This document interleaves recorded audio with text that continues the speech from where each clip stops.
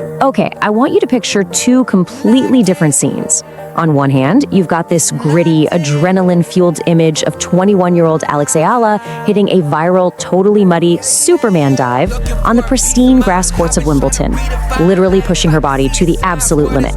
But then, just days later, you see that exact same athlete sitting elegantly at a formal dinner next to the president of the Philippines at the Malacanang Palace. It's a staggering contrast, isn't it? We're talking about the sheer, raw grit of a world-class competitor, crashing headfirst into the very polished reality of a national hero. Welcome to The Explainer. Today, we're going way beyond your standard sports update. We are going to deconstruct the cultural weight behind this 21-year-old champion's historic return to Manila. We're unpacking that warrior spirit, what a lot of people are calling her Katipunera spirit, and we'll explore exactly how Alex manages the crushing pressure, the sudden fame, and the massive expectations of over 100 million people, all while keeping her eyes firmly locked on her next Grand Slam. Okay, let's dive right into this. Section 1, the historic Wimbledon breakthrough and a palace hero's welcome. To say her homecoming week was a whirlwind would be a massive understatement. She basically traded the quiet, dialed-in focus of the European tour for a sea of screaming, adoring fans. On Sunday, she touched down to a packed crowd at NIAA Terminal 3. They even had a traditional Bandakawayan Filipinas performance waiting for her. By Monday, she was already at a meet and greet at Nike Fort and then rushed off to that formal reception at Malacanang Palace. Tuesday, a huge press conference with BPI. Wednesday, a massive fan event at the Glorieta Activity Center hosted by Globe. It is an exhausting, completely exhilarating schedule that perfectly captures her wild new reality. During that Malacanang Palace reception, she shared this profoundly emotional thought. She said, "I feel like all the hard work that I've done is seen, all the hours that aren't on TV are seen and validated and appreciated." I mean, think about that for a second. She left home at just 14 years old to train at the Rafael Nadal Academy. She's put in countless lonely, grueling hours in the dark, thousands of miles from her family. So hearing her express how those unseen sacrifices are finally being validated by her country, it's just incredibly grounding. Moving right along to Section 2, the community and the fans.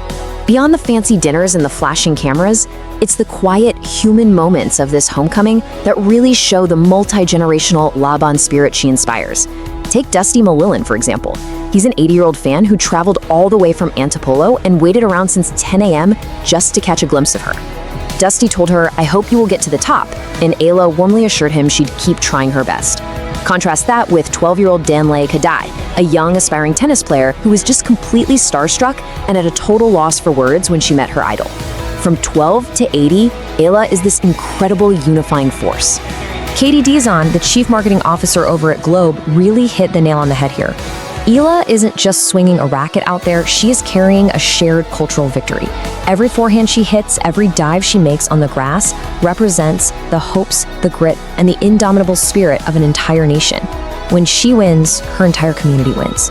All right, Section 3, controlling the inner game. Now, carrying the hopes of a nation can absolutely break a person. So you've got to wonder, how does a 21-year-old actually manage this crushing pressure without losing her focus? It's super fascinating to look at the two sides of this champion. On the court, she is the Katipunera, this aggressive striker who will hit a literal Superman dive, a ruthless competitor who will just outsuffer whoever is on the other side of the net. But off the court, she describes herself as girly, confident, and really grounded. As she mentioned to Vogue Philippines, her true superpower isn't actually her swing. It's that she's learned how to dictate her emotions rather than letting her emotions dictate her. It's mental toughness, built rep by rep. And you can see that confidence in how she handles the media. During a presser, a reporter playfully asked if she was aiming for the gold medal at the upcoming Asian Games. Eala didn't give some canned PR response. She just looked amused, smiled, and fired back, "Do you think I'm aiming for first round?" The whole room just erupted in laughter. That right there, that is elite, disarming confidence. So how does this mindset translate to her daily routine? Well, despite banking some serious prize money from that historic Wimbledon run, she isn't out there splurging on luxury bags or cars. Actually, scratch that. She operates more like the ultimate 10 a.m. pro. Her money goes straight into data-backed recovery, top-tier physiotherapy, elite nutrition, high-performance sleep optimization, and comfortable travel logistics. She keeps it simple, saying, "I invest in my future." Section 4. Fashion, culture, and identity. It is so cool to see how she intentionally weaves her Filipino identity into her global look. These aren't just random wardrobe choices, they are a deeply genuine tribute to her roots. When she went to the Laureus World Sports Awards, she wore this stunning modern Filipiniana designed by her uncle, Eala. On the court, she's rocked these Sampaguita-inspired Nike accessories that sold out almost instantly. She describes her own style as girly, confident, and a little edgy, and she is proudly bringing Filipino design straight to the world's biggest stages. But she's also highly intentional about making sure her life is bigger than the baseline. For her, tour life has to be about more than just tennis. She actively nurtures this rich life outside the sport, making friends on the tour, reading books between her matches, and trying local foods wherever she travels. She even joked that if her tour friends ever visit Manila, her immediate plan is papakain. She literally promised to feed them local Filipino food at her own house. It's exactly this kind of balance that keeps her sane amidst the absolute chaos of the pro circuit. Finally, Section 5, the road to Flushing Meadows. So how is she strategically carrying all this European momentum forward? Well, her immediate path is a high-stakes gauntlet. She kicks things off in July in Washington, D.C. at the WTA 500 Mubadala DC Open. Next, she heads to the massive Toronto and Cincinnati Opens in August to dial in that hardcourt game. And all of this, it's building up to the final Grand Slam of the year, the US Open at Flushing Meadows. Oh, and right after that, she's off to the Asian Games in September. It is a relentless schedule, but Eala maintains this highly pragmatic philosophy through it all. She just takes it round by round.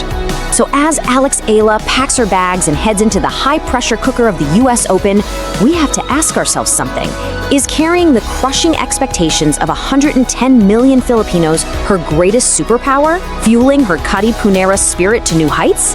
Or is it an unfair burden placed on the shoulders of a 21-year-old, one that could eventually slow her down?